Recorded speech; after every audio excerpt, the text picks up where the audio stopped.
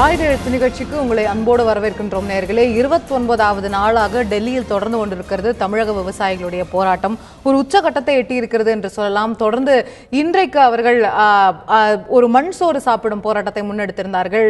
அவர்கள் விளைவித்து நமக்கு கொடுக்கக்கூடிய அந்த அரிசியையும் மற்ற விஷயங்களையும் அவர்கள் தரையிலிட்டு நாங்கள் மண் சோறு உண்ணுகிறோம், எங்களுக்கு இதன் மூலமாவது ஒரு அட்டென்ஷன் கிடைக்கிறதா, அரசு எங்களை திரும்பி பார்க்குமா, பிரதமர் எங்களை சந்திப்பாரா, இப்படி பல்வேறு விஷயங்களை அவர்கள் கோரிக்கையாக வைத்து நேற்று ஒரு நிர்வாண போராட்டத்தையும் கூட விவசாயிகள் முன்னெடுத்தார்கள். அதை நாம் பார்க்க முடிந்தது. 3 விவசாயிகள் டெல்லியில் ராஜபாதை என்று சொல்லக்கூடிய அந்த முக்கிய இடத்தில், அதிகமான பாதுகாப்பு இருக்கக்கூடிய அந்த இடத்தில் ஒரு நிர்வாண போராட்டத்தை விவசாயிகள் முன்னெடுத்தார்கள். அதுவும் கூட பெரிய சர்ச்சையாக பரபரப்பாக பேசப்பட்ட விஷயமாக இருந்தது.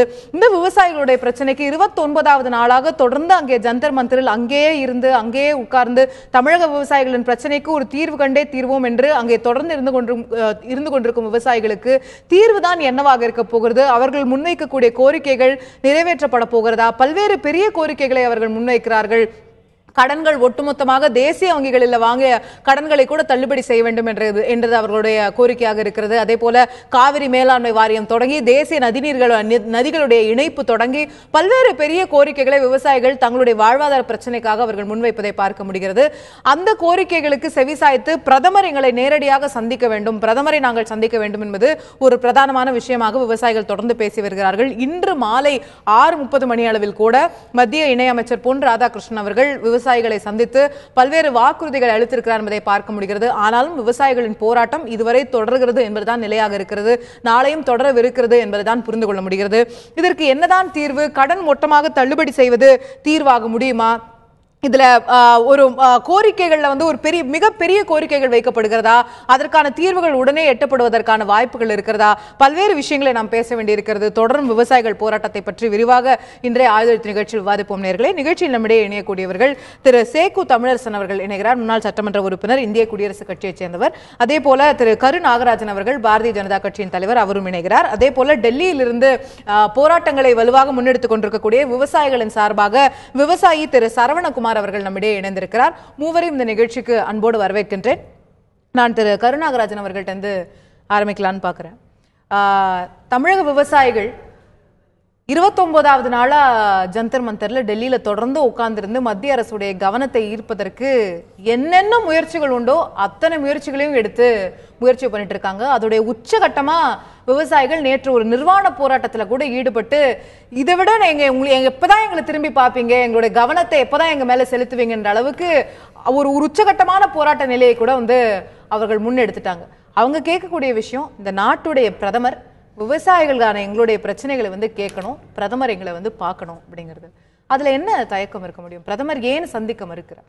இல்லை, பிரதமரை சந்திக்க விரும்புகிற இவர்கள் முதலில் தமிழகத்தினுடைய நிலை என்ன, இன்றைக்கு தமிழகத்தில் இவர்களைப் போல ஐயா கண்ணா அவர்களைப் போல இங்கே விவசாய சங்க தலைவர்கள் இருக்காங்க, நல்லசாமி இருக்காங்க, PR பாண்டியன் இருக்காங்க, தெய்வசிகாமணி இருக்காரு, செல்லமுத்து என்ப தலைவர்கள்லாம் இருக்காங்க. ஒட்டுமொத்தம் தமிழகத்தினுடைய இந்த மாதிரி கோரிக்கைகள் இருக்குது. முதல்ல இங்கே இருக்கிற மாநில அரசுன்னு ஒன்று இருக்குது. மாநில அரசிட்ட நம்மளுடைய கோரிக்கைகளை முதல்ல முன்வைக்கணும். இது மாநில அரசு தீர்த்து வைக்கிற பிரச்சனைகள்னு சில விஷயங்கள் இருக்குது. இங்கே இருக்கிற கடன்களை இவங்க தீர்த்து வைக்க வாய்ப்பு இருக்கு. இன்றைக்கு உத்தரப்பிரதேசத்தில் ஆட்சிக்கு வந்தவுடன் 36,000 கோடி மத்திய அரசுடைய உதவி இல்லாமல் அவர் சொல்லியிருக்கிற விஷயமே, மத்திய அரசிடம் அந்த கடனை நாங்கள் பணத்தை கேட்க போவதில்லை, உத்தரப்பிரதேச மாநில அரசை இந்த கடனை ரத்து செய்ய முடியும் என்ற ஒரு 36,000 கோடியை ஒதுக்கி இருக்கிற பாரதிய ஜனதா கட்சி ஆட்சியை நாம் உத்தரப்பிரதேசம் இன்னைக்கு செய்திருக்கக்கூடிய கடன் தள்ளுபடியை தமிழகம் ஏற்கனவே செய்திருக்கிறது. முதலமைச்சராக ஜெயலலிதா அவர்கள் பதவியேற்ற உடனேயே முதல் கையெழுத்தா அவங்க கூட்டுறவு கடன்களை தள்ளுபடி செஞ்சாங்க. இதே உத்தரப்பிரதேசத்துல இப்பதான் முதல் தடவை நடக்குது. ஏற்கனவே திமுக ஆட்சியில ஒரு முறை தமிழ்நாட்டில் இருக்கக்கூடிய அனைத்து கடன்களும் தள்ளுபடி செய்யப்பட்டிருக்கிறது. தமிழக அரசு கடன்களை தள்ளுபடி செய்வது 2வது முறை ஏற்கனவே செய்திருக்கிறது.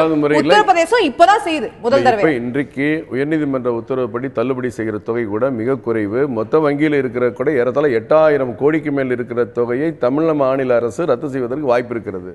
மேலும் ஒரு மாநில அரசு தன்னுடைய உத்தரப்பிரதேசம் செஞ்சிருக்கிறதும் கூட இந்த கூட்டுறவு கடன்கள் மட்டும்தான். அவங்களும் தேசிய வங்கிகள்லாம் சேர்த்து பண்ணல.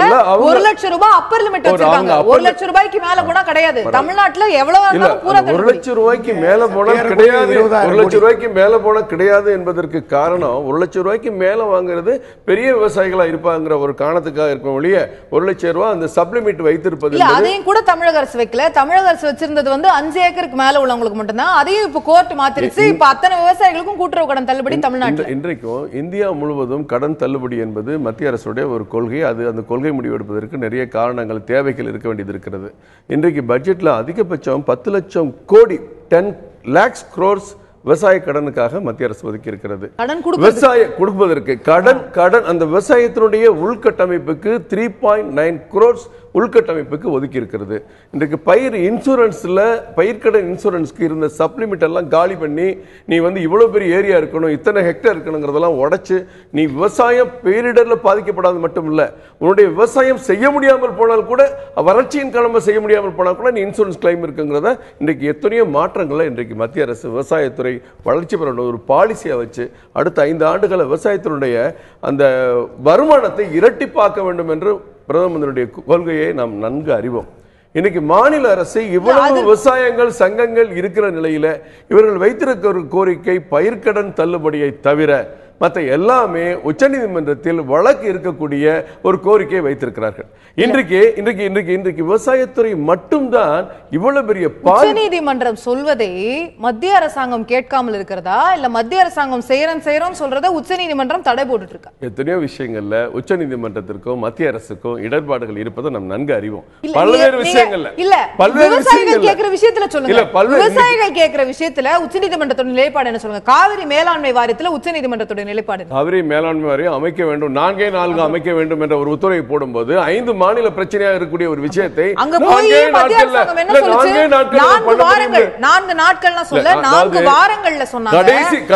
அப்ப மத்திய அரசாங்கம் என்ன பண்ணுச்சு? உச்சநீதிமன்றத்துல போய் இத சொல்றதுக்கே உங்களுக்கு ரைட் இல்ல, உச்சநீதிமன்றம் இத சொல்லவே கூடாதுன்னு மத்திய அரசாங்கம் போய் ஆர்கியூ பண்ணுச்சு. உச்சநீதிமன்றம் சொல்வதற்கு காரணம் இருந்திருக்கலாம். இன்றைக்கு 5 மாநிலத்தினுடைய பிரச்சனை, 5 மாநிலம் இன்றைக்கு ஒரு சின்ன காவிரி மேலாண்மை வாரியம் அமைக்காமல் இருப்பதற்கு உச்சநீதிமன்றம் காரணம் அல்ல, அத காரணமா சொல்லாதீங்கன்னு சொல்றேன். வேற எதுவும் காவிரி மேலாண்மை வாரியம் அமைப்பதற்கு ஒரு நடுவர் மன்ற தீர்ப்பு காரணமாக இருந்தபோது ஏறத்தாழ 2007 இருந்து 2014 வரை காங்கிரஸ் கட்சியும் திமுகவும் கூட்டணியில் இருக்கிற பொழுது 7 ஆண்டுகள் அதை கெஜெட்ல வெளியிடாத காரணத்தினாலதான் மேலாண்மை வாரியத்தை பத்தி நம்ம பேசவே முடியல. 2013 வெளியிட்டாங்க, அது 7 ஆண்டுகள் ஆச்சு. அதையும் நம்ம வேடிக்கை பார்த்தோம். 7 ஆண்டுகள் டிலே ஆச்சு. என்னுடைய கேள்வி, இப்போ ஏன் மேலாண்மை வாரியம் வரல? காவிரி நடுவர் மன்ற தீர்ப்பை கெஜெட்ல மத்திய அரசு வெளியிட்டிருந்தால் அடுத்த நிமிடமே மேலாண்மை வாரியம் அமைக்கக்கூடிய வாய்ப்பு இருந்தும் கூட அன்றைக்கு காங்கிரஸ் திமுக கூட்டணி அரசு 7 ஆண்டுகள் கிடப்பில் போட்டதை நாம் மறந்துவிடக் கூடாது. தமிழகத்தில் இதுவரைக்கும் இல்லாத வறட்சி, ஒரு மிகப்பெரிய வறட்சியை தமிழ்நாடு சந்திச்சிட்டு இருக்கு. தீர்வு தேவைங்கிறது இப்பதான் 7 ஆண்டுக்கு முன்னாடி நடந்துச்சு. எப்பவுமே வறட்சிங்கிறது புதுசு இல்ல. இன்றைக்கு விவசாயிகள் மனம் விரும்பி அவர்களுடைய விவசாயம் பாதிக்கப்பட்டு தற்கொலை செய்வது இதில் எல்லாமே இந்த நாட்டில் நடந்துகிட்டு தான் இருக்கு, தமிழ்நாட்டிலையும் நடந்துகிட்டு தான் இருக்கு. அது வேதனைக்குரிய விஷயம். ஒரு விவசாயி கூட இறக்கக்கூடாது. இன்றைக்கு வரலாறு காணாத வறட்சி நம்மளே சொல்றோம். வரலாறு காணாத வறட்சிக்கு அதுக்கு என்ன காரணம்? தண்ணீர் இல்லாம இந்த தமிழ்நாட்டில் நீர் மேலாண்மை எவ்வளவு கேவலமான ஒரு விஷயமா 50 ஆண்டுகளாக நடைமுறைப்படுத்தப்பட்டிருக்கு. நம்ம இங்க இருக்கிற இந்திய மக்கள் அனைவரும் அறிவோம், விவசாயிகளும் அறிவாங்க, தமிழ்நாட்டு மக்கள் அறிவாங்க. இன்றைக்கு வழக்கமா சொல்லுவாங்க இந்த இன்ஃப்ளேஷன் அட்ஜஸ்டட் பிரைஸ்ன்னு சொல்லி ஒரு பண சுற்றுக்கு பண வீக்கத்துக்கு உரிய விலை மதிப்பு எல்லாத்துக்குமே கிடைக்கும். சாதாரணமா இன்னைக்கு ஒரு டீசல் 100 மடங்கு கூடி இருக்கும். மினிமம் சப்போர்ட் பிரைஸ் பத்தி பேசுறீங்க, நம்ம வருவோம். நிச்சயமா இல்ல அதுக்கான விலைகளுக்கான பொருள் அதுதான் பிரச்சனை. கரெக்ட், நம்ம பேசுவோம். அதுதான் பிரச்சனை. நம்ம நிச்சயமா பேசுவோம். நீங்க இப்ப காவிரி மேலாண்மை வாரியத்துல இருந்து நீதிமன்றத்துல இருக்கிற பல விஷயங்கள்ல இருந்து கடன் தள்ளுபடியில இருந்து பல விஷயங்கள் நதிகளை இணைக்கிறது ஒரு அறிவிப்புல அறிவிக்க முடியாது. ஆமா, நிச்சயமா முடியாது. நான் ஏத்துக்கிறேன். தண்ணி திறந்து விடுறதுக்கு சண்டை நடந்துட்டு இருக்கும்போது நதிகள் இணைக்கிறது ஈஸியா பண்ண முடியுமா? ஆமா, அவ்வளவு ஈஸியான காரியம் இல்ல. நிச்சயமா ஏத்துக்கிறேன். இந்தியால இருக்கிற அவ்வளவு நதிகளையும் இணைக்கிறது ஈஸியான காரியம் இல்லதான் நான் ஏற்கிறேன். விவசாயிகளும் ஏற்பாங்க. நம்ம என்ன போராட்டம்னா தமிழ்நாட்டுல இருக்க நதிகள் நீங்க முதல்ல வரும். நான் என்ன கேக்குறேன்னா, இந்தியால இருக்கிற அனைத்து நதிகளையும் இணைப்பது ஈஸியான காரியம் இல்ல. உடனடியாக காவிரி பிரச்சனைக்கு தீர்வு காண்பது இன்னைக்கு நடக்கக்கூடிய விஷயம் இல்ல. அத்தனை கடன்களையும் தேசிய வங்கியில் இருக்க கடன்களை தள்ளுபடி சொன்னா RBI அப்ரூவ் பண்ணும், அது இது நிறைய விஷயங்கள் இருக்கு. ஒரு நாள்ல செய்யக்கூடிய விஷயம் இல்ல. சரி, என்னுடைய கேள்வி, பிரதமர் விவசாயிகளை சந்திக்கணும்னு நினைச்சா அது ஒரு நாள்ல செய்யலாம்? பிரதமர் விவசாயியை சந்திப்பதற்கு இவங்க முறையான அனுமதி பெற்று முறையான கோரிக்கை வைத்து நாங்கள் பிரதமரை சந்திக்க வேண்டும், தமிழ்நாட்டிலிருந்து வந்திருக்கக்கூடிய விவசாயிகளை நீங்கள் பார்க்க வேண்டும் என்று. ஏங்க மறுபடியும் அவங்க பேட்டி கொடுக்குறாங்க. எங்களை மத்திய யாருமே இணையமைச்சர் சந்திக்கல. பொன் ராதாகிருஷ்ணன் அவர்கள்ட்ட கோரிக்கை வைக்கிறாங்க. இல்ல, இருங்க, அருண் ஜேட்லி அவர்களை இங்க நிதி முக்கியமா அமைச்சரை பார்க்கணும். சந்திக்கிறாங்க. அதாவது முக்கியமா ராஜ்நாத் சிங் குடியரசுத் தலைவர் வரைக்கும் சந்திச்சாங்க. எங்க இருந்து சந்திக்கிறீங்க? நீங்க ஜந்தர் மந்தர்ல போராட்டம் நடத்தி கொண்டு கேட்டுக்கொண்டிருக்கிறீர்கள். அதற்கு முன்னாக இன்றைக்கு மத்திய அமைச்சர் பொன் ராதாகிருஷ்ணன் அவர் இன்றைக்கு சந்திப்பது 4வது முறை. ஏற்கனவே 3 முறை அவருடைய இடத்துல போய் அமர்ந்து பேசி சந்தித்து விட்டு வந்திருக்கிறார். அவர்தான் விவசாயத்துறை அமைச்சரிடம் கூட்டி செல்கிறார். அவர்தான் பிரதான அவர்களிடம் கூட்டி செல்கிறார்.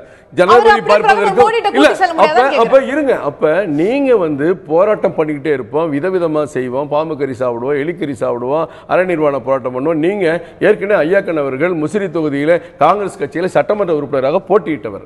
அதற்கு பிறகு ஒரு கட்சியில மாறி அப்புறம் ஜனதாதளத்துக்கு மாறி அவர் இன்றைக்கு விவசாயிகளுடைய பிரச்சனையை ஒரு அரசியல் பிரச்சனையா கொண்டு போவதை யாருமே விரும்ப மாட்டார்கள்.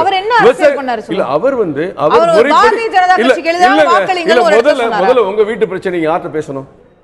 உங்க வீட்டுல பேசணும், உங்க வீட்டுல பேசணும். உங்க ஊர் பிரச்சனையை முதல்ல உங்க ஊர்ல பேச. இல்ல அப்ப தமிழ்நாடு அரசு செத்து போச்சா?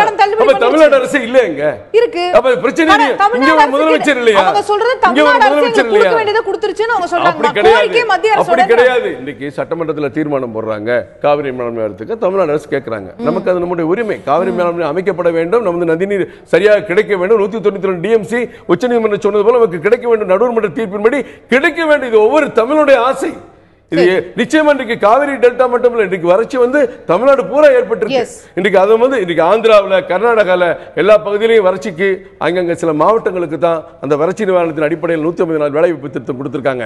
ஆனால் மத்திய அரசு தமிழகத்துக்கு மட்டும் 150 நாள் வேலைவாய்ப்பு திட்டத்தை அறிவித்திருக்கிறார். 100 நாள் வேலை திட்டத்தை 150 நாள் தமிழகத்துக்கு மட்டும்தான் வழக்கமா செய்யக்கூடிய இருந்தாலும் எந்த வறட்சி எங்க பாதித்த மாவட்டங்களுக்கு மட்டும் என்று சொல்லாமல் ஆந்திராவில் 5 மாவட்டம் தான் கொடுத்திருக்காங்க. ஆனா தமிழ்நாட்டில் மொத்த மாவட்டம் நீங்க மேலாண்மை வாரியத்தை மட்டும் ஏன் பேசுறீங்க? மழை இல்ல, தென்மேற்கு பருவமழை இல்ல, வடகிழக்கு பருவமழை இல்ல, 68%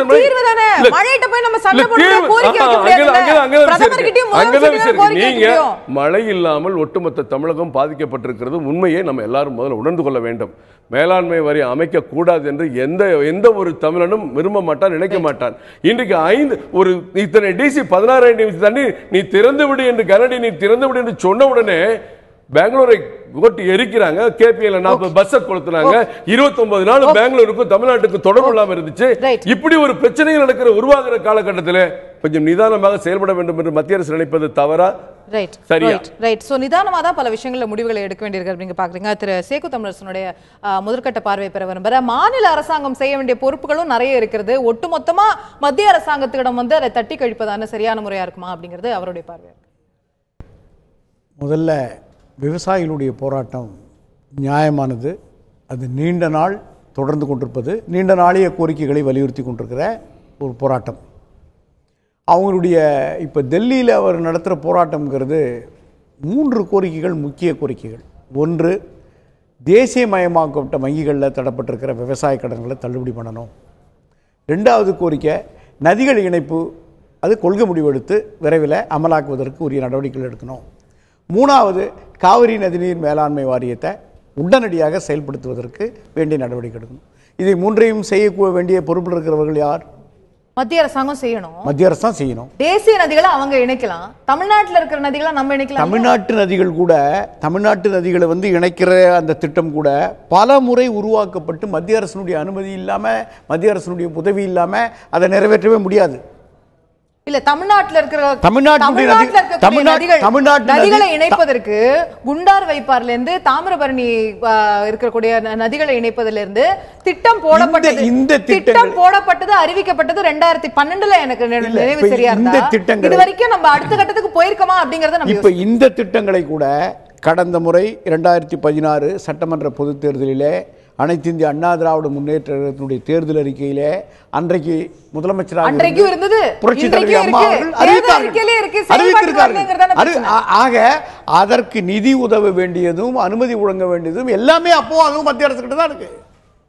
ஏன்னா இந்த இப்போ நம்ம இங்க இருக்கிற நதிகள் கூட தொடக்கம் முடிவு எல்லையோரங்கள்ல இருக்கு. கிருஷ்ணாவையும் கோதாவரியும் 4-5 மாசத்துல இணைக்க முடியுது ஒரு கெனால் போட்டு. ஒரு பக்கத்து மாநிலத்தில் அது சாத்தியமாகுதுன்னு சொல்லும்போது ஏன் தமிழகத்துல சாத்தியமாக மாட்டேங்குது? 5 வருஷமா 6 வருஷமா இந்த திட்டங்களை இப்ப மட்டும் இல்ல, இது காங்கிரஸ் காலத்திலிருந்து எழுப்பப்பட்ட கோரிக்கை, அப்போது இருந்து முன்வைக்கப்பட்ட திட்டம். இந்த திட்டங்களுக்கு வேண்டிய நிதியை கூட வந்து மத்திய அரசு தான் அதனுடைய சப்சிடி இருக்கு, மத்திய அரசினுடைய தொகை இருக்கு. இந்த நிலுவை மத்திய அரசு வழங்காம இருக்கா? ஆமா, இதுவரைக்கும் அவங்க வந்து இந்த எந்த விதமான நடவடிக்கை எடுக்கலையா?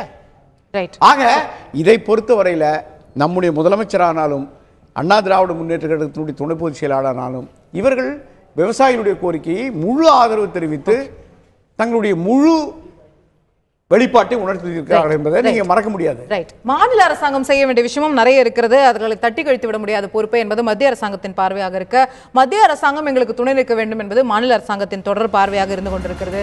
டெல்லியிலிருந்து நம்மிடையே இணையக்கூடிய விவசாயி திரு சரவணகுமார் அவர்களிடத்துல கேட்க விரும்புகிறேன்.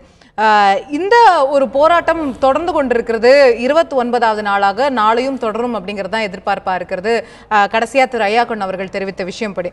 ஆனா இன்னைக்கு நாடு முழுவதும் பேசு பொருளா இருக்கக்கூடிய விஷயம், எல்லாரும் பேசிட்டு இருக்கிற விஷயம், தமிழக விவசாயிகள் டெல்லியில் அரங்கேற்றிருக்கக்கூடிய இந்த நிர்வாண போராட்டம் அப்படிங்கிற ஒரு முறை. நிச்சயமா தமிழக விவசாயிகளின் கோரிக்கைகள்ல முழுமையான நியாயம் இருக்கு. நம்ம வந்து ஒரு பெரிய வரலாறு காணாத வறட்சியை சந்திச்சுட்டு இருக்கோம். விவசாயிகள் மிகப்பெரிய கஷ்டத்துல இருக்காங்க. அவர்களுக்கான பல திட்டங்கள் சென்றடைய வேண்டும் அப்படிங்கறத அனைவருடைய எதிர்பார்ப்பாகவும் இருக்க முடியும். ஆனா அதற்காக எடுக்கப்படக்கூடிய போராட்ட வழிமுறை அப்படிங்கிறது, குறிப்பா அந்த நிர்வாண போராட்டம் அப்படிங்கிறது ஒரு ரசக்குறைவான ஒரு வழிமுறையா தெரியலையா திரு சரவணகுமார்? தமிழ்நாடு மக்களுக்கு வணக்கம். ஃபர்ஸ்ட் ஆஃப் ஆல் இங்கே என்ன நடக்குதுன்னுட்டு உங்களுக்கு நான் புரிய வைக்கணும். இது பாலிடிக்ஸ் கிடையாது, ரிலீஜன் கிடையாது. நான் இங்கே வர்றதுக்கு முன்னாடி mister Ayyakannu is my leader யாருன்ட்டே தெரியாது. Is a very good man. அவர் நல்லவங்க இல்லைன்னா அவர் கூட இருந்திருக்க மாட்டேன்.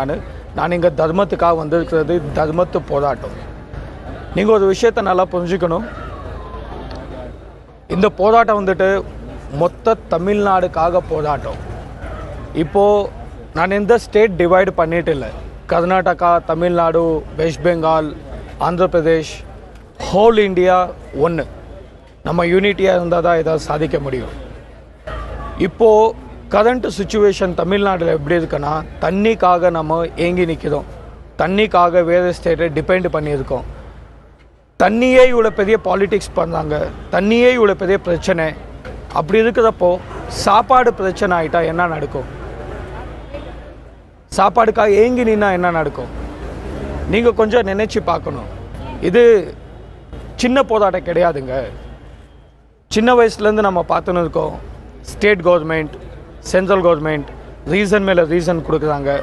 பாலிடிக்ஸ் பேரில் நம்ம டிவைட் பண்ணுறாங்க, அதை மிஸ்யூஸ் பண்ணிக்கிறாங்க, பெனிஃபிட் தேடுறாங்க. ரிலீஜன் பேரில் டிவைடு பண்ணுறாங்க, பெனிஃபிட் தேடுறாங்க. இது நம்ம டைம்.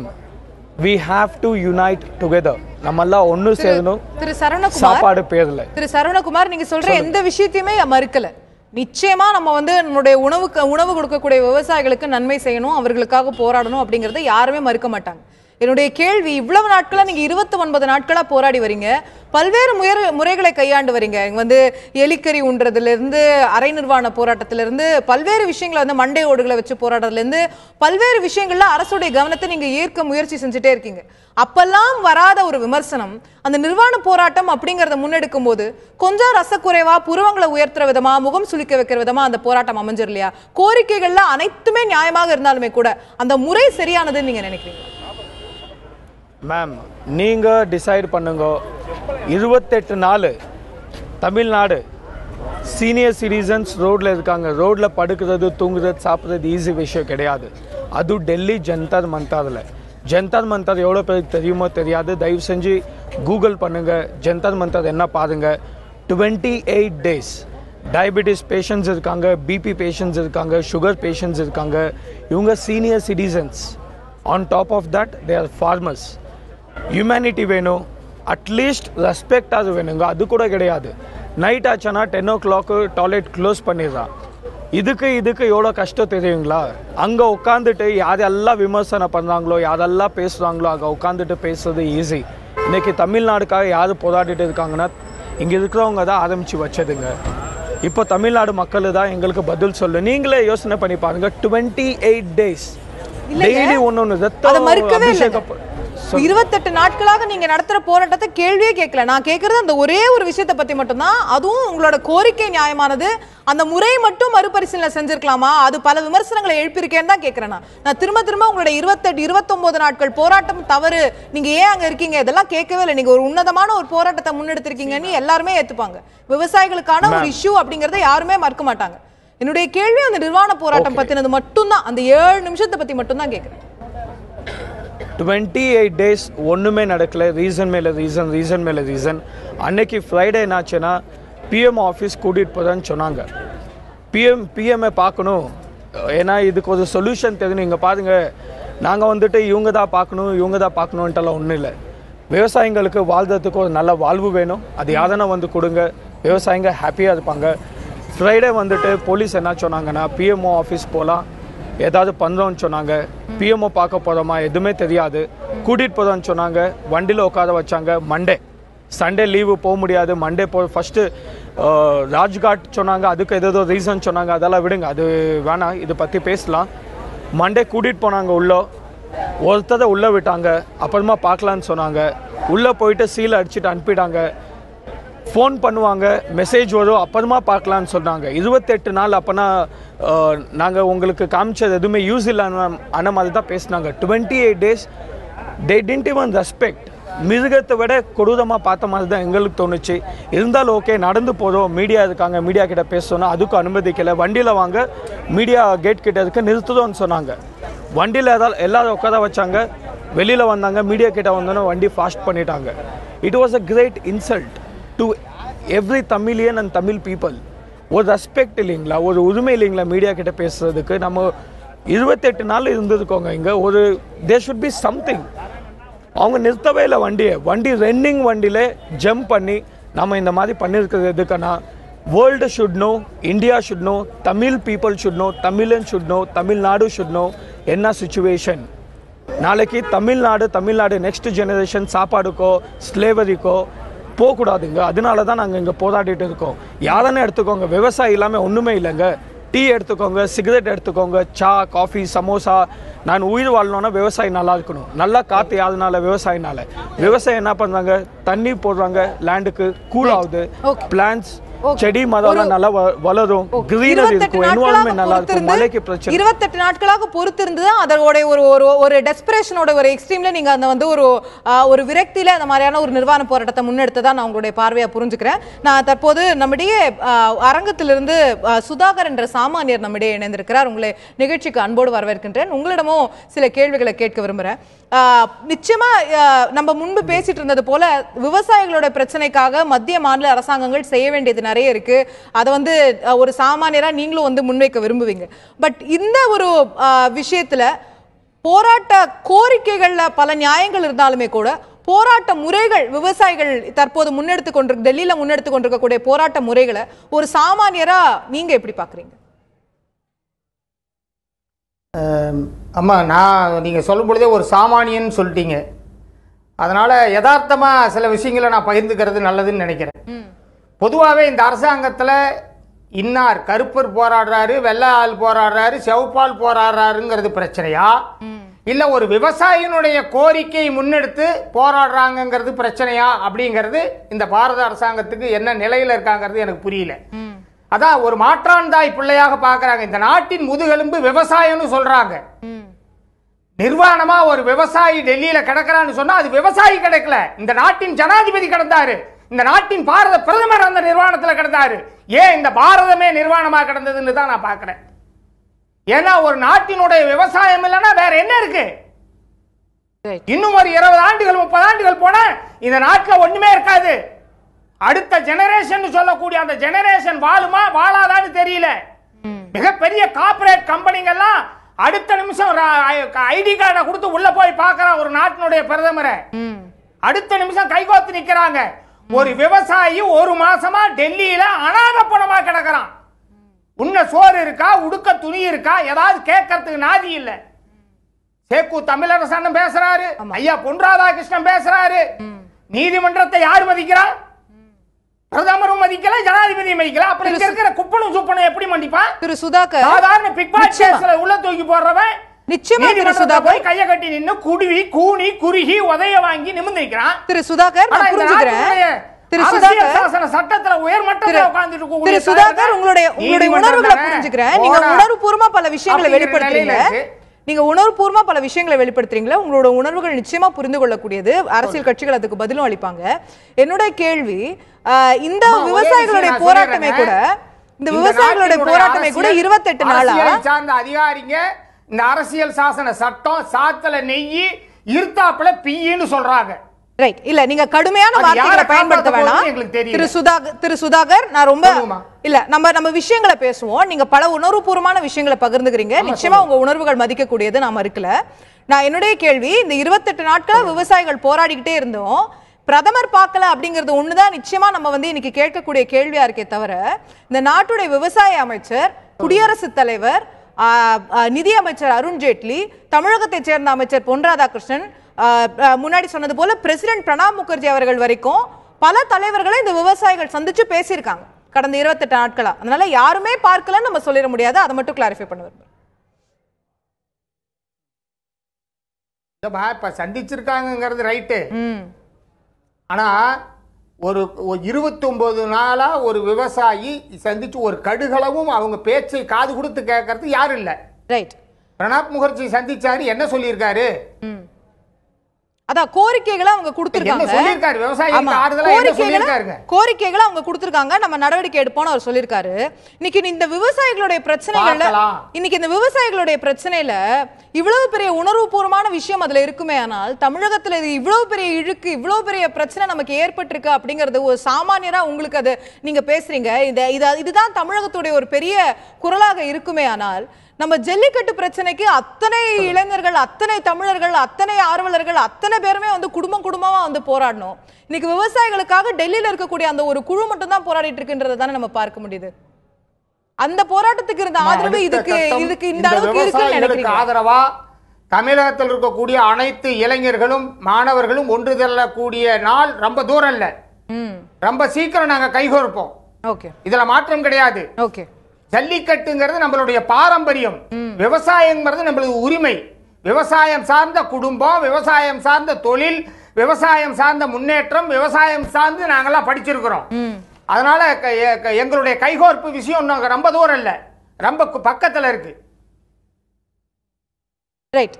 28 நாட்களா அங்க விவசாயிகள் போராடிட்டு இருக்காங்க. இப்போ குரல் கொடுக்காம, இப்போ போராடாம எப்போ அப்படிங்கிற கேள்வி இருக்கு. விரைவில் அந்த போராட்டம் வருங்கிறது உங்களுடைய பார்வையா இருக்கு. நம்ம பொறுத்து இருந்து பார்ப்போம். நான் திரு சேக்கு தமிழரசன் அவர்கள்ட்ட கேட்க விரும்பக்கூடிய விஷயம், விவசாய கடன் தள்ளுபடி பண்ணணும் அப்படின்னு சொன்னா கூட்டுறவு கடன்களுக்கு தான் தமிழ்நாடு அரசால பண்ண முடியும், மற்ற விஷயங்களுக்கு நிறைய பிரச்சனைகள் இருக்கு அப்படிங்கிற, அதுலயுமே 5 ஏக்கருக்குள்ளதான் நம்ம பண்ணிருக்கோம். 5 ஏக்கருக்கு மேல இருக்கக்கூடிய விவசாயிகளுக்கு நீதிமன்றத்தின் மூலமா ஒரு ரிலீஃப் கிடைச்சிருக்கு. இன்னைக்கு உத்தரப்பிரதேசமும் கூட ஒரு கடன் தள்ளுபடியை முன்னெடுத்திருக்கு அப்படிங்கறத நம்ம பாக்குறோம். அவங்க 36,000 கோடி அளவிற்கான கடன்களை ஒரே ஸ்ட்ரோக்ல தள்ளுபடி பண்றாங்க. நம்ம முதல்ல பண்ணது 5,700 கோடி அளவுக்கு தான் பண்ணியிருந்தோம். அவர்கள் அவர்கள்ட்டையும் அந்த உத்தரப்பிரதேச மாநிலத்திலையும் அவங்க பிஸ்கலி சவுண்டாலாம் இல்லை, அவர்களுடைய பட்ஜெட்ல நிறைய பணம் வச்சுக்கிட்டு அவங்க பண்ணல. அவங்க இதற்காக நாங்க கிசான் ரகத் பாண்டுன்னு ஒரு பாண்ட் இஷ்யூ பண்றோம், அதன் மூலமா நாங்க நிதி ஆதாரங்களை திரட்டுறோம், விவசாயிகளுடைய கடன் தள்ளுபடிக்காக புதிய வகைகள்ல நிதி ஆதாரங்களை திரட்டி விவசாயிகளுக்கு நாங்க கடன் தள்ளுபடி பண்றோம்ன்ற ஒரு புதிய முறைகளை அவங்க யோசிக்கிறாங்க. நமக்கும் நிதிதான் பற்றாக்குறை, அதனால நம்மளால விவசாயிகளுக்கு பண்ண முடியலன்னா வேற ஏதாவது ஒரு நிச்சயமா இது போன்ற வழிகள் இருக்கும். அதை ஆராய்ந்து தமிழக அரசாங்கமும் முன்னெடுக்கலாம். தமிழக விவசாயிகளுக்கு தானே பிரச்சனை, தமிழக அரசாங்கம் தானே முதல்ல யோசிக்கணும். உத்தரப்பிரதேசனுடைய மக்கள் தொகைக்கும் தமிழக மக்கள் தொகைக்கும் ஏகப்பட்ட வித்தியாசம்ன்றதை நீங்க அவங்களுக்கு அதிகம். அதே போலவே வேளாண்மை நிலப்பரப்பும் அவங்களுடைய நிலப்பரப்பும் நம்முடைய நிலப்பரப்புக்கும் வித்தியாசம் இருக்கு. அதனால அவங்க 36,000 கோடி நம்ம இவ்வளவுதான் நம்ம தந்திருக்கோம்னு சொல்றதுங்கிறத ஒரு தவறான மதிப்பீடு. 36,000 கோடி அவங்க ரெய்ஸ் பண்ணணும் அந்த மாநில அரசாங்கம்னு சொல்லும்போது அவங்க கிட்டயும் காசு இல்ல, அவங்களும் கடன் வச்சிருக்காங்க. இப்ப என்ன பண்றாங்க, ஒரு பாண்ட் இஷ்யூ பண்ணி அது மூலமா நான் பணத்தை உள்ள கொண்டு வரதுக்கு முயற்சி பண்றேன் அப்படின்ற ஒரு விஷயத்தை முன்னெடுக்கிறாங்க. இல்ல, இதுகளுக்கெல்லாம் மேலா கடந்த சட்டமன்ற பொது தேர்தலுடைய தேர்தல் அறிக்கையிலே ஆளும் அண்ணா திராவிட முன்னேற்ற கழகம் அம்மா தலைமையில் புரட்சித் தலைவி அம்மா சொன்ன அந்த தேர்தல் அறிக்கையில் 40,000 கோடி இலக்கு, இந்த ஆட்சி காலத்துக்குள்ள 40,000 கோடி பயிர்க்கடன் தருவது. பயிர்க்கடன் தரதை பத்தி மட்டும் அவங்க 10 லட்சம் கோடி நாங்க மத்திய அரசு டார்கெட் வச்சிருக்கோம். அது தேசிய இப்போ நான் ஒரு கேள்வி கேக்குறேன். பயிர்க்கடன் அதிகமா குடுக்குறோம், அது கொடுத்துட்டே இருக்கோம். அவங்களால கடனை திருப்பி செலுத்த முடியல, விளைச்சல் இல்லன்னு சொல்லும்போது அதை எப்படி தள்ளுபடி பண்றது? இல்ல, இப்ப நான் ஒரு கேள்வி கேக்குறேன். இப்ப தேசிய கடனை ரத்து பண்ணணும், தேசிய வங்கிகள்ல வாங்கிய கடனை ரத்து பண்ணணும்னு விவசாயிகள் போராடிட்டு இருக்காங்களே புதுதில்லியில. நான் கேக்குறேன், தொழில் அதிபர்களுக்கு தரப்பட்ட கடன், வராத கடன் மட்டும் இது வரைக்கும் 6 லட்சம் கோடி இருக்கு. 6 லட்சம் கோடி தொழிலதிபர்களுக்கு. இதுல மிகப்பெரிய தொழிலதிபர்களுக்கு வழங்கப்பட்ட அந்த கடன்லாம், வராத கடன் கிட்டத்தட்ட அதுவே 1 லட்சம் கோடி கிட்ட வருது. ஏன் சாதாரண விவசாயிகளுக்கு என்ன தடை? என்ன தேசிய வங்கியில என்ன ரிசர்வ் வங்கி கிட்ட அனுமதி வாங்கணும், அங்க வாங்கணும், இங்க வாங்கணும், என்ன இவங்களுக்கு மட்டும் தடை? தடைன்னு யாருமே சொல்லலையே. நிதி ஆதாரங்கள், அதுதான் நானும் கேக்குறேன். தமிழக அரசாங்கம் அதை முன்னெடுக்கலாமா கேக்குறேன். மத்திய அரசாங்கத்தை நம்ம கேட்போம். பல விஷயங்கள் மத்திய அரசாங்கம் செய்ய வேண்டியது இருக்கு. தமிழக விவசாயிகளுக்கு பிரச்சனைன்னு சொல்லும்போது நம்ம தான் புது புது யுக்திகளை யோசிக்கணும் இல்லையா? நம்மளோட விவசாயிகளை எப்படி காப்பாத்துறதுன்னு முதல்ல நம்ம நிக்கணும் இல்லையா? ஆமா, ஏற்கனவே நாம் கடனை தள்ளுபடி பண்ணியிருக்கோம். ஏற்கனவே நாம் இங்க எங்கும் இல்லாத அளவுக்கு விலையில்லா மின்சாரத்தை தருகிறோம். எங்கே ஏற்கனவே இல்லாத அளவுக்கு இங்க பயிர் காப்பீட்டு திட்டத்தை அறிமுகப்படுத்துறோம். அவங்களுடைய ஹெல்த் இன்சூரன்ஸ் கூட அவருடைய வாழ்நாள் அந்த ஒரு காப்பீட்டை நாம் அறிமுகப்படுத்தி செயல்பட்டு இருக்கோம். அதாவது 60க்கும் மேற்பட்ட உறுதிமொழிகளை தேர்தல் அறிக்கையில் தந்து அதை அப்படியே கொஞ்சம் கொஞ்சமா நடைமுறைப்படுத்திட்டு வரோம். எவ்வளவு இப்போ காவிரி நதிநீருக்காகவே எவ்வளவு போராட வேண்டியிருந்தது, தனிப்பட்ட வகையில் கூட போராட வேண்டியதா இருந்தது உச்ச நீதிமன்றத்தில். ஆக இதுல நான் இங்க இந்த ஊடகத்தின் வழியா நான் ஒன்று சொல்ல விரும்புகிறேன். அரசியல் சட்டம் உருவாக்கப்பட்ட போது சில விவசாயத்தை பற்றிய நிலைப்பாடுகள், கொள்கை முடிவுகள் முன்வைக்கப்பட்டது. அது விவாதத்தோடு அப்படியே அது நின்று போச்சு. அதை அப்போ அரசியல் சட்டத்தினுடைய சட்ட சிற்பியாக இருந்த பாபா சாஹேப் அம்பேத்கர் அவர்களை முன் வச்சார். என்னன்னா, ஒன்று, விவசாயத்துக்கு தொழில் மதிப்பு வேண்டும், இண்டஸ்ட்ரியல் ஸ்டேட்டஸ் வேணும். இதுவரைக்கும் விவசாய நாடு இந்தியா என்று சொல்லப்பட்டாலும், பெரும்பான்மை மக்கள் விவசாயிகள் என்று சொல்லப்பட்டாலும் இண்டஸ்ட்ரியல் ஸ்டேட்டஸ் கிடையாது. அது தரணும்னு சொன்னார். ரெண்டாவதா இன்னொன்று என்ன சொன்னாரு, நதிகளை தேசியமயமாக்கணும்னு சொன்னார். அதுவும் இதுவரையில நடைமுறையில் இல்லை.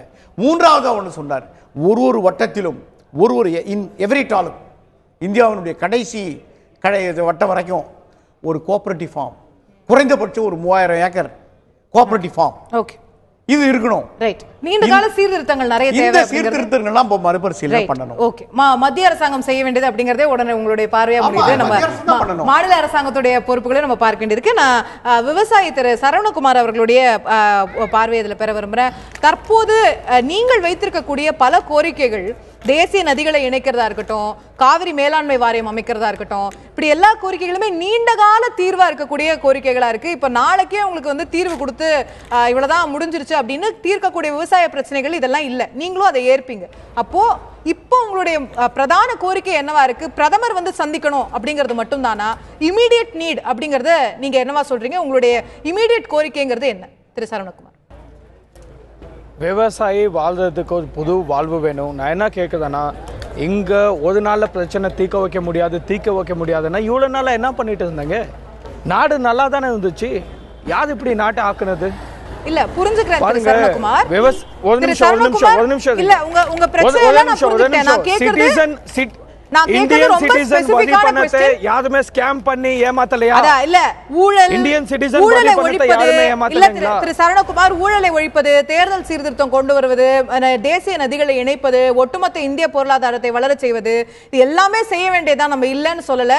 அரசியல்வாதிகளை அக்கௌண்டபிள் ஆக்கணும்ங்கறதை யாருமே மறுக்க மாட்டாங்க.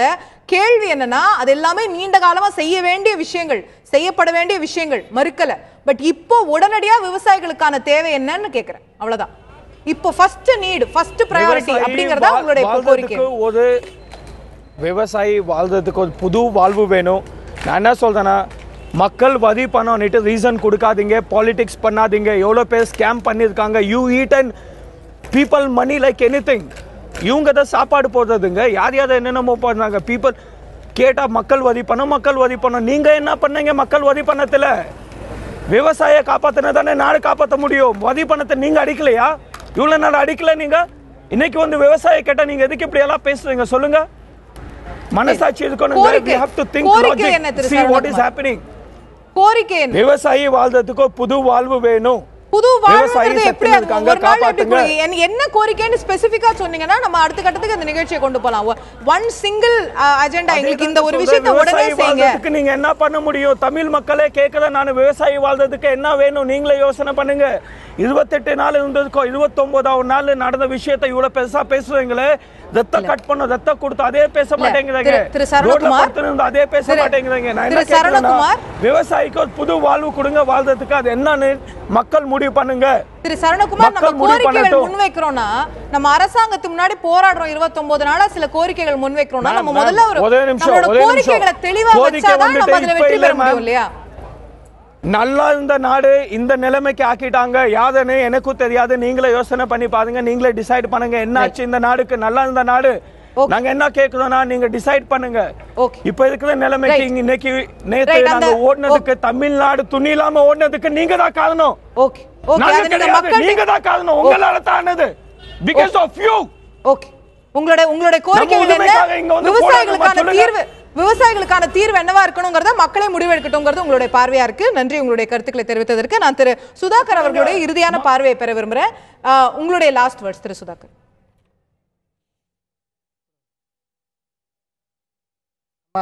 இதுல நாங்க என்ன சொல்றோம்னா, இந்த நாட்டினுடைய பொதுமக்களா பார்வையில் எங்களுடைய இது என்னன்னா, அது ஐயா கண்ணு போராடினாலும் சரி, மயில்சாமி போராடினாலும் சரி, குப்புசாமி போராடினாலும் சரி, அந்த ஆள் ஒரு விவசாயி. அவங்களுக்குன்னு சில பிரச்சனைகள் இருக்கு.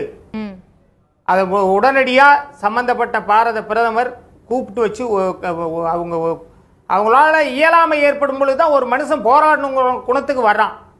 போராட்டம்ங்கிறது அவன் ஆசைக்காக செய்யறது இல்ல, ஏதோ பிரியப்பட்டு செய்யற கல்யாண காட்சி இல்ல. தன்னால் இயலாமை ஏற்படும் பொழுது இந்த நாட்டினுடைய ஆளுமை சக்தியா இருக்கிறவங்க கிட்ட தன்னுடைய பிரச்சனைகளை முன்னெடுத்துட்டு போய் வைக்கணும்னு வர்றாங்க வீதிக்கு. அப்படி வரும்பொழுது அவங்களுடைய உணர்வுகளை மதிச்சு சம்பந்தப்பட்ட பாரத பிரதமர் கூப்பிட்டு வச்சு பேசி உடனடியா அதுக்கு ஒரு தீர்வு கொடுக்கணும், ஒரு முற்றுப்புள்ளி வைக்கணும். ஓகே, பிரதமர் பேசி அதுக்கு தீர்வு காணணும் அப்படிங்கறத உங்களுடைய இறுதியான பார்வையா புரிஞ்சுக்கிறேன். நம்ம பாரதிய ஜனதா கட்சியின் திரு கருநாகராஜன் அவர்களுடைய இறுதியான பார்வையை பெற விரும்புறேன். இந்த 2014 தேர்தலில் பிரச்சாரம் செய்யும் போது பிரதமர் மோடி அவர்கள் முன்வைத்த ஒரு முக்கியமான விஷயமா இருந்ததுன்னா, MS சுவாமிநாதன் ஃபார்முலா படி நாங்க மினிமம் சப்போர்ட் பிரைஸ் பிக்ஸ் பண்ணுவோம். விவசாய விளைபொருட்களுக்கு அதற்கான உரிய விலை, அவர்கள் எவ்வளவு பர்சன்டேஜ் காஸ்ட் கொடுக்கறாங்களோ, அவர்களுக்கு அந்த பயிரை விளைவிக்க எவ்வளவு செலவாகிறதோ அதோட 50% ப்ராஃபிட்டோட நாங்க விலை நிர்ணயம் செய்வோம். அந்த விலை நிர்ணயம் செய்து விட்டால் இந்த பிரச்சனைகளே வராது. எங்களுடைய விவசாய பொருட்களுக்கான விலை எங்களுக்கு கிடைச்சிரும், நாங்க ஏன் உங்ககிட்ட கேட்க போறோம் அப்படிங்கிறது விவசாயிகளோட பார்வை. அந்த பிரைஸ் பிக்சேஷன் எப்போ நடக்கும்? இல்ல, அந்த MS சாமிநாதனுடைய அந்த கோரிக்கை நல்லா நம்ம எல்லாரும் மக்கள் நல்லா புரிஞ்சுக்கணும். ஒரு ஏக்கரில் விவசாயம் செய்வதற்கு எவ்வளவு செலவாகிறது, உற்பத்தியில் வரக்கூடிய வருமானம் எவ்வளோ வருகிறது, அந்த உற்பத்தியில் கிடைக்கக்கூடிய அந்த பொருட்களுடைய விலை, இவர்கள் விவசாயத்தில் செலவு செய்த அந்த 100% என்று சொன்னால் அதற்கு 50% சேர்த்து வைத்து 150% அந்த பொருளின் விலையை நிர்ணயிக்க வேண்டும் என்பது அந்த கோரிக்கை. அது நிச்சயமாக இப்ப பரிசீலனை இருக்கிறது. அது எந்த அடிப்படையில் ஒவ்வொரு இடத்திலும் ஏற்படக்கூடிய விளைச்சல் உற்பத்தி பேரிடர் பாதிப்பு இவையெல்லாம் பொறுத்து கூட சில இடங்களில் மாறுவதற்கு ஒரு வாய்ப்பு இருக்கிறது. பொதுவாக மக்கள் ஒன்றை தெரிந்து கொள்ள வேண்டும். சரவணன் அவர்கள் சொன்னார், அவருடைய ஆதங்கத்தை நானும் ஏற்கிறேன். ஒவ்வொரு இந்தியனும் விவசாயி, எந்த ஒரு விவசாயியும் அழிந்துவிடக்கூடாது, அது காப்பாற்றப்பட வேண்டிய நமக்கெல்லாம் உணவளிக்கிற ஒரு தொழிலாளி, அவர்கள்தான் நமக்கெல்லாம் முதலாளி என்ற அடிப்படையில் தான் எல்லோரும் சிந்திக்க வேண்டும். யாருமே விவசாயிகளுக்கு எதிரியாக இருந்து இங்கே அரசியல் செய்பவர்கள் எவனும் இங்கே மனிதனாக இருக்கவே முடியாது. அதுவும் பாரதிய ஜனதா கட்சி மற்ற எல்லா ஆட்சியும் அரசுகளை விட விவசாயத்திற்கு அதிகமான நிதி ஒதுக்கி கவனம் செலுத்தி விவசாயம் முன்னேற வேண்டும் என்று பாடுபட்டிருக்கிற பிரதமரை நாம் பெற்றிருக்கிறோம். நீங்க அதை நன்கு புரிந்து கொள்ள வேண்டும். இன்றைக்கு சரவணன் அவர்கள் சொன்னார், ஜனாதிபதியே நிர்வாணமாக இருந்ததை போல இருக்கிறது, இந்தியாவே நிர்வாணமாக போல இருந்திருக்கிறது என்ற அது எவ்வளவு பெரிய ஒரு குறைபாடை உலக அளவில் நமக்கு ஏற்படுத்தி இருக்கிறது என்பதை நன்கு புரிந்து பேசுகின்ற சகோதரர் சரவணனே நேற்று அந்த இடத்தில் நிர்வாண போராட்டத்தை நீங்களும் அதில் ஒருவர் என்று நான் அந்த வீடியோ பதிவில் பார்த்தேன், தொலைக்காட்சியிலே பார்த்தேன். இன்றைக்கு ஒன்றை மட்டும் நான் நன்கு புரிந்து கொள்ள வேண்டும். ஒரு பொருளுடைய உற்பத்தி விலை பண புழக்கத்தில், பணவீக்கத்தில், இன்ஃப்ளேஷனில் பல மடங்கு. இன்றைக்கு 25 ஆண்டுகளுக்கு முன்பு ஒரு லிட்டர் பெட்ரோல் 10 ரூபாய் என்று சொன்னால் இன்றைக்கு 75 ரூபாய். அன்றைக்கு ஒரு சட்டை வாங்குவதற்கு 10 ரூபாய் வேண்டும் என்றால் இன்றைக்கு 300, 500, 1000. சாதாரணமாக ஒரு மேக்கப் செலவிற்கு முதற்கொண்டு அத்தியாவசியத்துக்கு உட்பட அனைத்து பொருட்களுடைய விலையை 100 மடங்கு உயர்ந்திருக்கிறது. ஆனால் இந்த விவசாய பொருட்கள் விலை அப்படி உயர்ந்திருக்கு என்று கேட்டால் கிடையவே கிடையாது. ஏதோ ஒரு 5 மடங்கு உயர்ந்திருக்கலாம். அன்றைக்கு கிலோ அரிசி 10 ரூபாய், 50 ரூபாய். இல்ல பிரச்சனைகள் என்னன்னு நீங்க பட்டியலிட்டு இருக்கீங்க. தீர்வுகள் வந்து ஒரு நாளில் கிடைக்க கூடாத, கிடைக்க முடியாத தீர்வு என்பதை மத்திய அரசாங்கம் கடைசில 2016-17 விளைபொருள் நிர்ணயத்தை மினிமம் சப்போர்ட் பிரைஸ்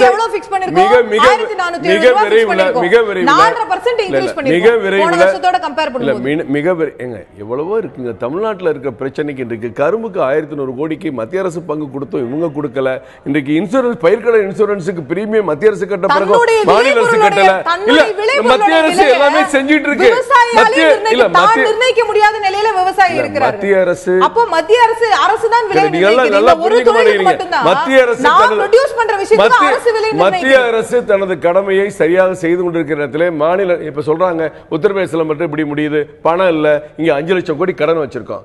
ஒரு பிடபிள்யூடி இந்த ஆறுகள்ல நீரை சேமித்து வைக்கக்கூடிய ஒரு பாத்திரம் போன்ற ஆறுகள், ஏரிகள், குளங்களில் மண்ணை எடுத்து ஒரு செகண்ட் சேல்ஸ் பண்ணி அது 3வது ஒரு யூனிட் மணல் 347 ரூபாய்க்கு எடுத்து நம்ம வீட்டுக்கு வரும்போது 5000 ரூபாய்க்கு வருது. ஏன் அரசாங்கமே இந்த தொழிலை பண்ணி பல லட்சம் விவசாயிகளை காப்பாற்றலாமே? அந்த ஒரு தொழில் போதுமே, வருஷத்துக்கு 1 லட்சம் கோடி நமக்கு கிடைக்குமே. அதை நம்ம செய்யறோமா? அதைத்தான் விவசாயிகள், நீங்க வரி யார் எடுக்கிறா, யார் ஏமாத்துறா, யார் கொள்ளையடிக்கிறா, கொள்ளையடிப்பவர்களை தூக்கி எறியுங்கள். ஜனநாயக கடமை எப்பொழுது ஆற்ற வேண்டுமோ அப்போது ஆற்றுங்க. இன்றைக்கு முறைப்படி நிச்சயமாக ஐயா கண்ணனுடைய போராட்டம் வெற்றி பெற வேண்டும் என்பது என்னுடைய ஆசை. ஆனால் அது வெற்றி பெறுவதற்கு சரியான வழிமுறையா, அதற்கு வாய்ப்பு இப்ப இருக்கிறதா என்று கேட்டால், சகோதரி சொன்னதை போல நீங்கள் வைத்திருக்கிற அத்தனையும் இன்னைக்கு தான் இந்திய நதிகளை இணைக்க வேண்டும் என்ற ஒரு திட்டத்திற்கு தனியாக பணம் ஒதுக்கி ஒரு கமிட்டி அமைத்திருப்பதே பாரதிய ஜனதா கட்சி அரசு தான். அதை சரவணனும் புரிந்திருப்பார், ஐயா அவர்களும் புரிந்திருப்பார்கள். இன்றைக்கு இருக்கிற நிலைமையிலே இன்றைக்கு தமிழகம் முழுவதும் தமிழ்நாட்டில் இருக்கிற அணைகளை இணைப்பதற்கு நாம் பாடுபட்டு இருக்கிறோமா? ஆந்திராவில் 33 கிலோமீட்டர் ஓடக்கூடிய அந்த பாலாறில 22 தடுப்பணை கட்டி இருக்கிறார்கள். அதை தாண்டி 203 கிலோமீட்டர் ஓடுகிற பாலாறில ஒரு தடுப்பணை கட்டி இருக்கிறோமா? சிந்திக்க வேண்டும். தமிழன் பேசலாம். தமிழ்நாட்டு மக்கள் தமிழ்நாட்டை பற்றி சிந்திக்க வேண்டும். திரு நாகராஜன், நீண்ட கால பிரச்சனைகள் நிறைய இருக்கு. நீண்ட கால பிரச்சனை இல்ல, தற்கால பிரச்சனை. நீங்க இப்ப போய் ஆந்திராவிலிருந்து போராடுறீங்க, நீங்க ஒரு தடுப்பணை. ஓகே, மாநில அரசு செய்ய வேண்டியது நிறைய இருக்கு. இது மாநில அரசு இல்ல, இது Tamil. Last comment, your last word, I'll give you 20 seconds. உங்களுடைய கடைசி பார்வையா இருந்தா சொல்லுங்க, நான் நிகழ்ச்சி முடிக்கிறேன். இல்ல, இது வந்து தமிழர் பிரச்சனை என்று சொல்லுகிற சரவணனுக்கு சொல்லிக் கொள்கிறேன். தமிழ்நாட்டிலே நீர் மேலாண்மை, அதற்குரிய செயல்பாடுகள் இங்க இருக்கிற மாநில அரசுகளால் செய்யப்பட்டிருக்கிறதா, செய்யப்படுகிறதா, எதிர்காலில் செய்வதற்காக ஒரு திட்டம் இருக்கிறதா என்பதை முதலில் நாம் சிந்தித்து பார்க்க வேண்டும். உங்கள் கோரிக்கைகளை மாநில அரசுகளுடைய திட்டங்களை சிந்திக்க வேண்டும் அப்படிங்கிறது உங்களுடைய இறுதியான பார்வையாக இருக்கிறது. ரொம்ப சுருக்கமா சொல்றேன். அவர்கள் முக்கிய 3 கோரிக்கை, காவிரி மேலாண்மை, இது ஏற்கனவே உச்சநீதிமன்ற பாதுகாப்பு இல்ல, ஏற்கனவே தடை இல்ல. ஏன் அப்புறம் மத்திய அரசு செய்யணும்ங்கறத பார்வை இல்ல. ரொம்ப லேட் ஆயிடுச்சு. நான் நிகழ்ச்சி அவங்க எல்லாம் சொன்னபோது நான் ஒன்னும் தடையால, நான் என்னுடைய நான் நிகழ்ச்சி முடிக்கணும், அவ்வளவுதான். எனக்கு டைம் கன்ஸ்ட்ரெயின்ட். இன்னும் ரெண்டு நான் சொல்றேன். நீங்க வந்து தேசிய வங்கியினுடைய கடனை தள்ளுபடி சொல்லி கேக்குறாங்க. ஏற்கனவே வட்டியை தள்ளுபடி செஞ்சிருக்கு காங்கிரஸ் அரசு. ஆக நடைமுறை இருக்கு. ஆக இதுல வந்து பெரிய இடர்பாடு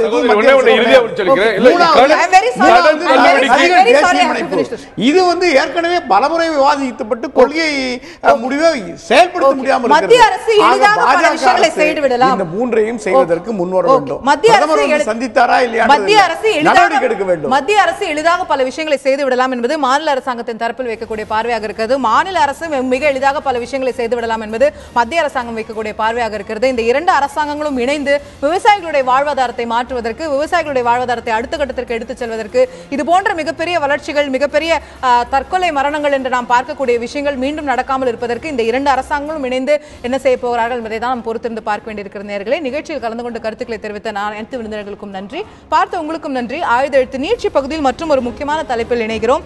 RK நகரில் தேர்தல் ரத்து, யாருக்கு லாபம் என்ற தலைப்பில் பேசலாம். ஒரு சிறிய இடைவேளைக்கு